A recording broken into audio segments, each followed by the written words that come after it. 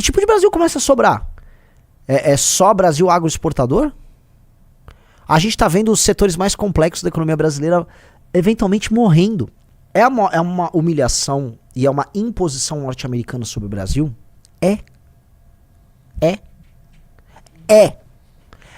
O Brasil merece isso? Olha só, vou ter que ser muito cuidadoso. O Brasil ficou se colocando numa posição de risco o tempo todo. Uma hora ia dar merda. E, veja, isso aqui não é sobre... Ai, eu não merecia, ai, os Estados Unidos é mal.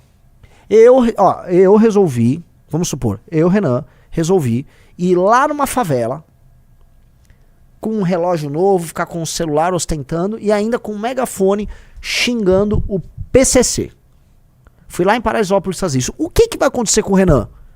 Eu posso até não acontecer nada comigo no primeiro dia, não acontece nada comigo no segundo dia. O que vai acontecer comigo depois de 3 dias? Porque entra aquela discussão, né? Que assim, não, a culpa é sempre do ofensor, não da vítima. A vítima nunca é culpada. Assim, a vítima não é culpada pelo cometimento do crime, claro, né? Quem comete o crime tem que ser penalizado. Mas a vítima, ela em si denota muita burrice quando ela se coloca numa posição de risco, né? A posição de risco em que a vítima se coloca denota uma falta de equilíbrio mental, às vezes, né? Então, se eu estiver com um megafone xingando o PCC no meio de Paraisópolis com vários objetos eletrônicos, é vala. Ah, mas não é correto? Lógico que não é correto, mas eu fui um otário. A questão toda é o seguinte, o Brasil está exercitando esse papel de otário há anos. O Brasil está... E achando, porque a ordem global internacional, a ordem liberal internacional, e que os Estados Unidos eram lenientes com isso, achando que ia ficar tudo bem, que não ia acontecer nada. Mas aconteceu. Aconteceu. E aí? Agora que aconteceu, a gente percebe a nossa hipossuficiência. Eu tava falando com o Orlando por telefone antes de começar a live. O Orlando, tá? Tem que dar crédito pro Orlando. O Bisotto também tem muito crédito nisso, tá? O Orlando vem falando tudo isso aí. Ó, vai rolar. Eu tinha sempre eu tinha 1 ou 2 pés atrás. Eu acreditava... Vocês viram minhas análises sobre isso. Eu não estava no ponto do Arthur, que estava completamente cético. Eu estava mais perto do Orlando do que do Arthur, mas eu estava olhando o Orlando sempre um pouco à frente. Hoje eu vou repetir uma coisa que o Orlando falou. A situação do Brasil é tão frágil, que restou ao Brasil oferecer terra e bens naturais. É como se fosse assim, ó, nós temos riquezas naturais, então como eu não tenho meio de negociar, então pega minhas riquezas naturais. É isso. A gente vai ter que pagar para não se F ainda mais.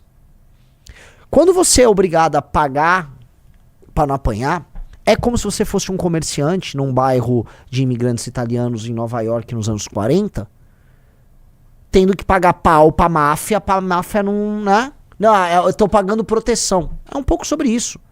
Porque isso é sobre o exercício da força. E nós estamos falando agora de geopolítica sem discursinho de direitos humanos ou de grandes guerras ideológicas. Estamos falando assim, o interesse americano tá sendo violado e eu vou dar porrada em você se não gostar. E aí se você reclamar? E nós estamos vendo isso e nós falamos, a gente vai tomar porrada, porque a gente não tem como brigar com eles. Nós nos colocamos como nação nessa posição de fraqueza, nessa posição humilhante, nessa posição ridícula, patética, porque nós tomamos decisões de frouxo, de covarde, de derrotado há anos. Os nossos militares, todos gordos, mamadores, tomando uísque em clubes lá no Rio de Janeiro, andando com segurança, barrigão de fora jogando futevôlei na praia. Esses militares aí não tem nenhuma visão geopolítica, estratégica, colocaram a gente numa situação de merda. Esses coronéis vagabundos da Constituição de 88, ou os bacharéis e estudantes de direito, não, os direitos humanos, o Pacto de São José, toda essa baboseira que achava que nós éramos a Finlândia. Ai, a nossa Constituição se parece com a da Finlândia. Toda esta merda nos fez fracos. Nós somos fraquíssimos, caquéticos, patéticos, ridículos. E ainda fomos arrumar briga geopolítica. Estamos há 20 anos nessa linha com os Estados Unidos. Somos um contraponto aos Estados Unidos.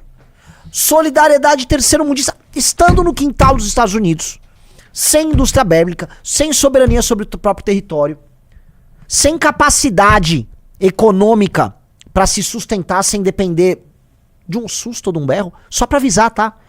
Os Estados Unidos avisaram assim, ô Brasil, não é pra comprar petróleo nem fertilizante da Rússia. Dá uma olhada nessa notícia aí, Rússia. Ô Riso, saiu hoje.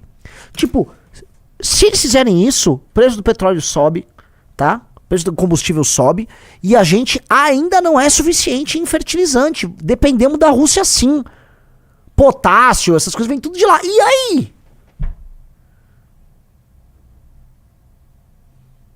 Ó, tarifaço, importação de fertilizantes da Rússia pode agravar medidas de Trump contra o Brasil.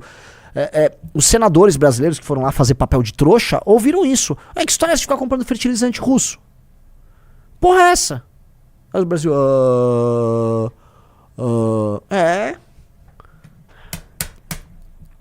Então veja a situação em que nós fomos colocados pelas nossas elites. Isso chegou num ponto tão humilhante, né? Que a gente tá agora um país caquético, é um caco de país. O Brasil é como se fosse... Imagina o Brasil uma jarra de vidro, aí você quebrou, estilhaçou, só que aí os burocratas do Brasil ficam colando a jarra, né, os pedaços, tudo mal alocado, então ele se parece com uma jarra, ele já é uma jarra deformada com cacos ali. E aí o governo americano olha, em cada caco hoje é de uma cor, cada caco tá de um jeito. O que eu quero dizer... Quem é que foi negociar em nome do interesse brasileiro nos Estados Unidos? Eu comentei ontem na live, acho que foi a parte mais engraçada, mais interessante que eu falei na minha live ontem. Quem tá negociando em nome do interesse brasileiro? É o Eduardo e o Paulo Figueiredo? São os senadores ridículos? Foi o Geraldo Alckmin? Foi o chanceler? Foi o Lula? São emissários de empresários brasileiros que já foram negociar com o governo americano?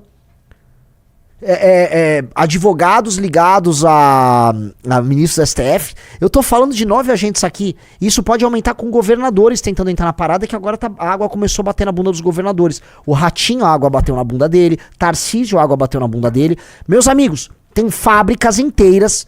Agora, com esse tarifaço que foi oficializado, fábricas inteiras no Brasil vão fechar. Fábricas inteiras. Eu quero vamos falar coisas concretas. O pai do Riso trabalha na Embraer. Trabalha ou não trabalha, Riso? Trabalha. Ele deve, né?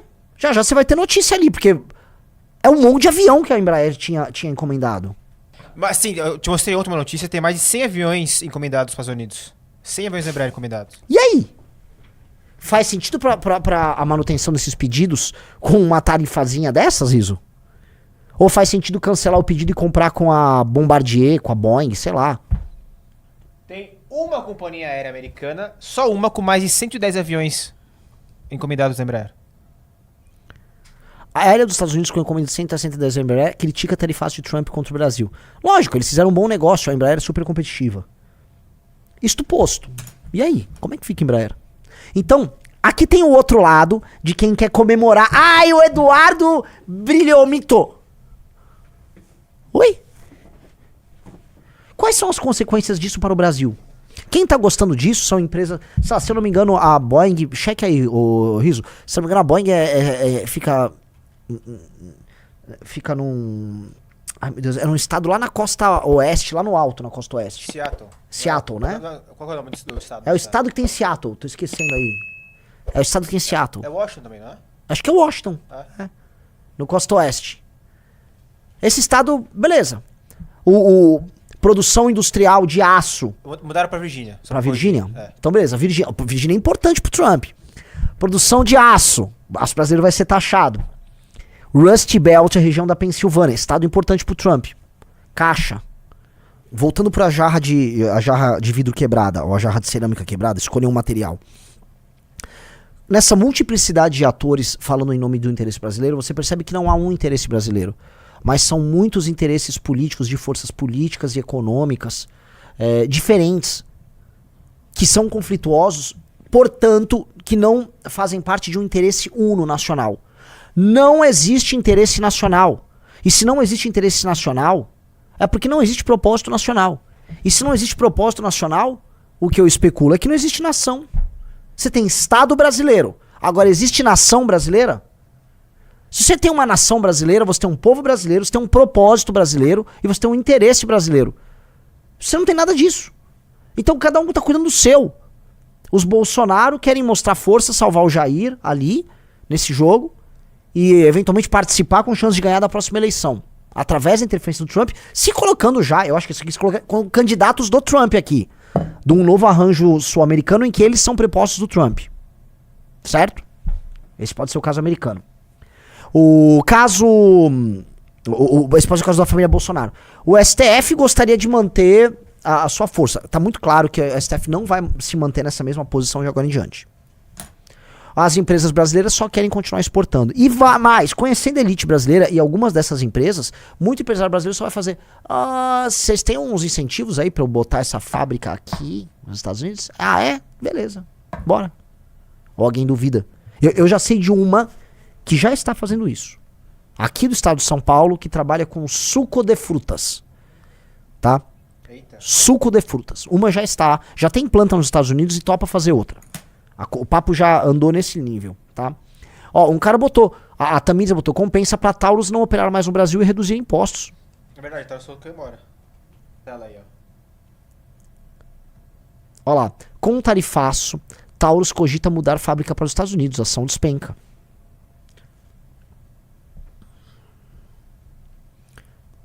Vocês estão entendendo que tipo de Brasil resta? Que tipo de Brasil começa a sobrar? É só Brasil agroexportador? A gente tá vendo os setores mais complexos da economia brasileira eventualmente morrendo. Eu vou falar. Se o Lula cede, desesperado, e baixa as tarifas com os Estados Unidos, morre no dia seguinte a falsa, a fictícia, a ridícula indústria automotiva brasileira. Morre no dia seguinte.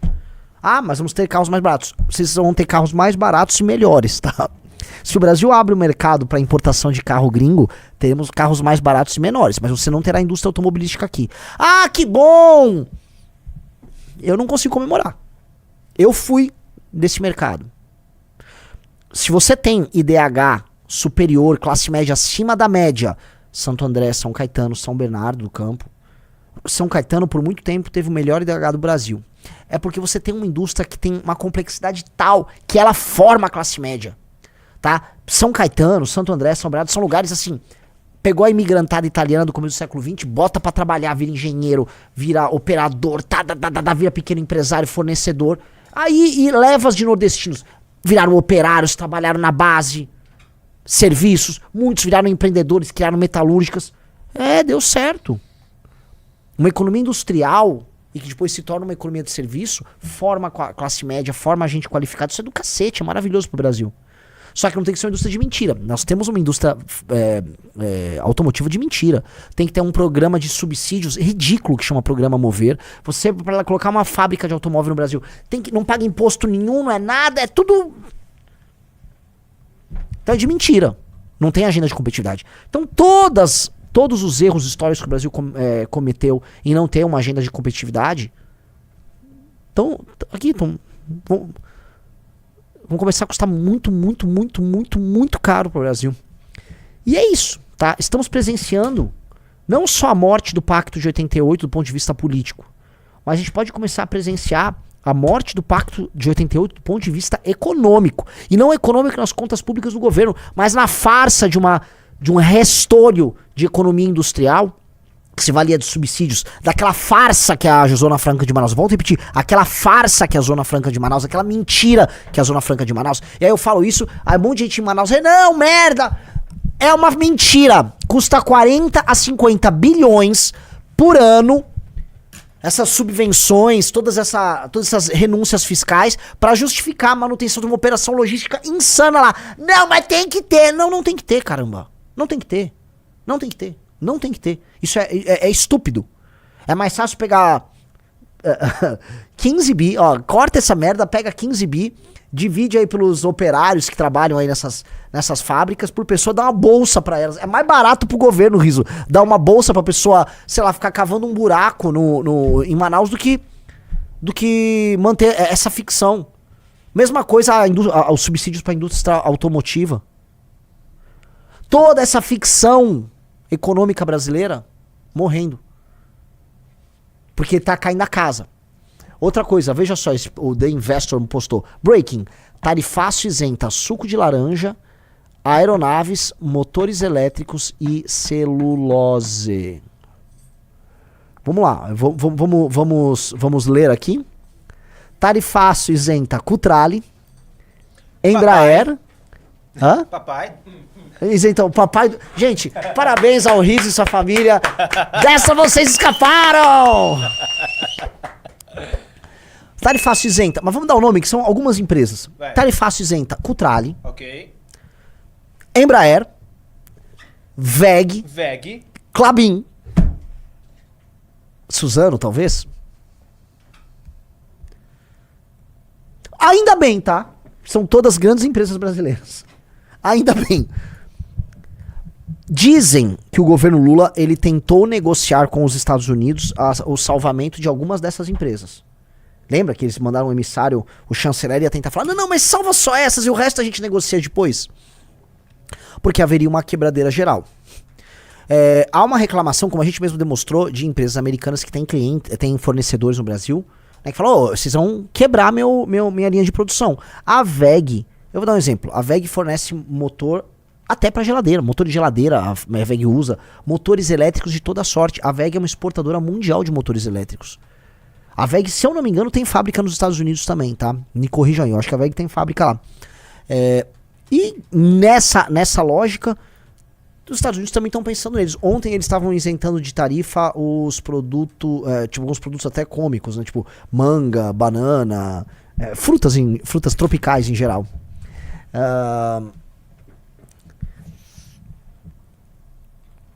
Mas o restante, por exemplo, as empresas brasileiras de madeira, teve aquele caso no Paraná.